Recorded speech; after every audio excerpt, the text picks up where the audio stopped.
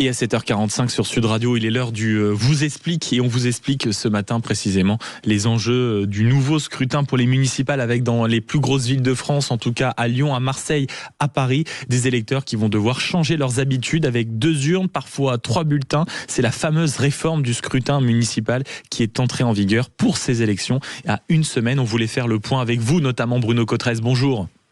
Bonjour. Politologue et chercheur au Centre national de la recherche scientifique et au CEVIPOF, qui est le centre de recherche politique de Sciences Po. Expliquez-nous simplement, pour commencer, ce qui change concrètement pour les électeurs de Paris, de Lyon et de Marseille.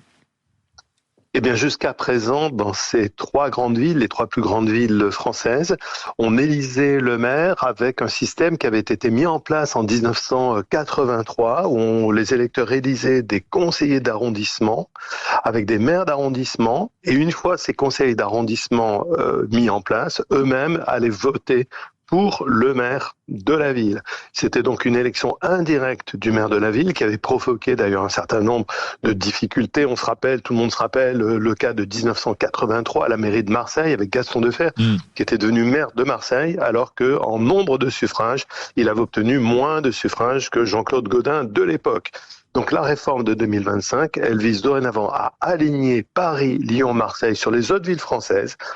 Mais il va y avoir quand même le maintien des mairies de secteur ou d'arrondissement. Donc les électeurs, vous l'avez rappelé, auront 2 votes à exprimer dans 2 urnes différentes. Une pour élire les conseillers d'arrondissement qui éliront leur maire d'arrondissement et un autre bulletin de vote pour élire le maire de la ville, Paris, Lyon ou Marseille. Le but étant bien sûr de donner, on va dire, la sensation de quelque chose de, on va dire, beaucoup plus direct dans l'élection municipale dans les grandes villes. Est-ce qu'on peut le dire ainsi ? Oui, évidemment, tout ce qui va dans le sens de rapprocher l'élu de l'électeur est une bonne réforme. Donc c'était un peu l'idée qui était de dire, au fond, il faut que les électeurs, le jour du vote, aient le sentiment qu'ils peuvent davantage choisir en direct le maire de la ville, ce qui est de ce point de vue-là plutôt une bonne réforme. Ça change quelque chose aussi un peu sur la nature de la campagne électorale, puisque dans le système d'avant, à Paris, Lyon, à Marseille, au fond, il suffisait de faire campagne dans les secteurs ou dans les arrondissements ayant beaucoup de conseillers municipaux, les bastions des formations politiques, et là on était pratiquement sûr de pouvoir remporter la mairie. Là, ça change. Il faut faire campagne maintenant dans tous les arrondissements, dans tous les secteurs. Mais oui. Ça renforce aussi un petit peu la personnalisation de l'élection. Ça veut dire que les électeurs ont davantage le sentiment qu'ils vont vraiment choisir le ou la maire de la ville. Donc, c'est plutôt une bonne réforme de ce point de vue-là. Et il faut aussi parler de la fameuse prime majoritaire qui est désormais réduite à 25%. C'est ce qui va permettre notamment aux plus petites listes d'être aussi beaucoup mieux représentées dans les conseils municipaux. Oui, tout à fait. On va avoir effectivement quelque chose de dérogatoire dans ces 3 villes. Dans toutes les autres villes de plus de 1000 habitants, on a une prime majoritaire de 50%. La liste qui arrive en tête se voit automatiquement attribuer la moitié des sièges du conseil municipal. Eh bien, à Paris, Lyon, Marseille, ça ne sera que 25% cette prime. Et toutes les listes qui auront obtenu au moins 5% des suffrages exprimés pourront émarger à la répartition des sièges au conseil municipal. Encore une fois, ça va dans le sens de pouvoir avoir des conseils municipaux qui reflètent toutes les sensibilités qui s'expriment le jour du vote. Est-ce que cela ne risque pas ensuite, à l'échelle locale, de rendre beaucoup plus compliqué les fameuses majorités à construire ? On a pu voir ce que ça donnait déjà au niveau national quand même ces derniers mois. Est-ce qu'au niveau local, ça ne va pas devenir véritablement un petit défi à chaque fois de composer des majorités avec autant de sensibilité politique ? Alors c'est sûr que si on prenait exemple sur l'automne-hiver de discussions parlementaires que nous venons d'avoir sur le budget, plus cette situation chaotique depuis la dissolution de 2024, c'est sûr que ça serait pas très encourageant pour les électeurs. On va dire qu'effectivement, plus on va rendre le conseil municipal, au fond, à l'image de la pluralité des courants d'opinion qui se présentent le jour du vote, plus ça va dans le sens, effectivement, d'essayer de former peut-être des majorités de projets. C'est vrai que le fait d'avoir réduit la prime majoritaire de 50 à 25% va plutôt dans ce sens-là. Alors, ce sont des règles nouvelles. On va voir comment les partis politiques, les acteurs politiques s'adaptent à ces règles nouvelles. Et au fond, est-ce que cette réforme ne va pas réellement changer l'équilibre politique dans certaines villes ? On est très attentif, bon certes à Paris, mais il n'y a pas qu'elle, par exemple à Lyon ou même à Marseille, où tout d'un coup il y a un vrai risque de changement, de rupture par rapport aux législatures précédentes. Cette loi peut l'encourager ? Alors c'est sûr que toute réforme d'un mode de scrutin peut avoir des conséquences. Ça a des conséquences, on l'a dit tout à l'heure, sur la campagne électorale, les stratégies des partis politiques, des candidats face à la campagne électorale. Ça peut aussi un peu modifier le comportement des électeurs, puisqu'au fond, si les petites formations politiques utiles, des électeurs peuvent se dire moi je vais voter avec mon cœur plutôt que de voter un choix beaucoup plus rationnel, d'essayer de favoriser le camp dont je suis le plus proche. Donc effectivement, ça peut avoir de vraies conséquences. Alors, en même temps, on va dire que sur ces trois grandes villes, il y a quand même un effet des grandes métropoles. Dans les grandes métropoles en France, le scrutin municipal est quand même un scrutin municipal qui est très orienté par des considérations politiques. Les électeurs choisissent un camp politique. Ils ont envie d'un changement éventuellement, ou ils veulent favoriser un camp politique.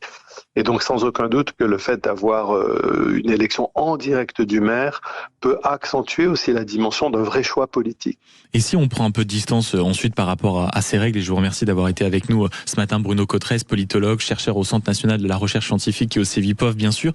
Est-ce que vous pensez que l'actualité internationale, qui est excessivement prenante en ce moment, va avoir une conséquence et sur la participation et tout simplement sur les derniers jours de campagne municipale? On a vu certains leaders s'inquiéter, on va dire, du manque d'investissement de certains électeurs et du manque de place pour certains débats. Comment vous regardez cette question, vous ? Oui, c'est vrai qu'on peut vraiment regretter qu'au cours des 8-10 jours qui viennent de se passer, alors qu'on est maintenant à une semaine des élections municipales, on ait eu un espace médiatique absolument intégralement saturé par la guerre en Iran, par les questions internationales. C'est comme si les élections municipales avaient complètement disparu du tableau. Il y a quelques chaînes d'information qui ont organisé des débats. Il y avait eu un débat entre les candidats à la mairie de Marseille. Hier soir, il y a eu un débat entre les candidats à la mairie de Nice.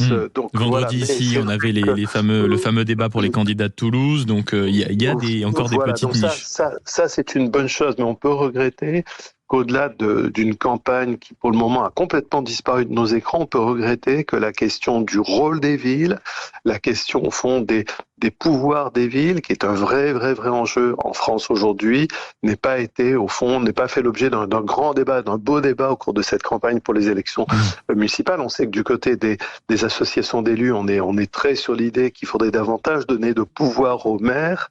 Cette grande question, on peut dire qu'elle n'a pas vraiment été abordée au cours de cette campagne pour les élections municipales, et c'est regrettable. Et pour tirer le fil justement de cette pensée avec vous, Bruno Cottresse, est-ce que vous estimez que ce débat des municipales justement a aussi été un peu gâché? La directrice de l'Institut Montaigne hier, notamment dans le Figaro, le remarquait en disant que beaucoup de maires qui profitaient d'une petite lucarne nationale s'étaient engagés sur des terrains sur lesquels en réalité ils n'avaient aucun pouvoir, que ce soit sur la sécurité, que ce soit sur le narcotrafic, que ce soit par exemple sur les déserts médicaux.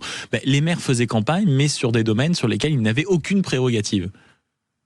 Alors c'est vrai qu'en particulier sur les questions de sécurité, même si on voit que il y a dans la campagne des élections municipales, dans certaines villes, un vrai débat sur faut-il armer la police municipale ou pas, les effectifs de la police municipale qui relèvent par contre des compétences du maire. Mais c'est vrai que sur les grandes questions de sécurité, c'est la police nationale, et c'est vrai que c'est plutôt l'État et en interaction avec la mairie, bien évidemment. Et c'est en ça que je disais qu'il est dommage que sur les vrais pouvoirs des maires, tout ce qui concerne les mobilités urbaines, tout ce qui concerne le logement, tout ce qui concerne l'action sociale en particulier, on n'ait pas eu de véritable campagne, même si au niveau de chaque mairie, au niveau de chaque commune, il y a bien évidemment eu des propositions qui ont été faites, mais je rejoins effectivement ce que vous disiez.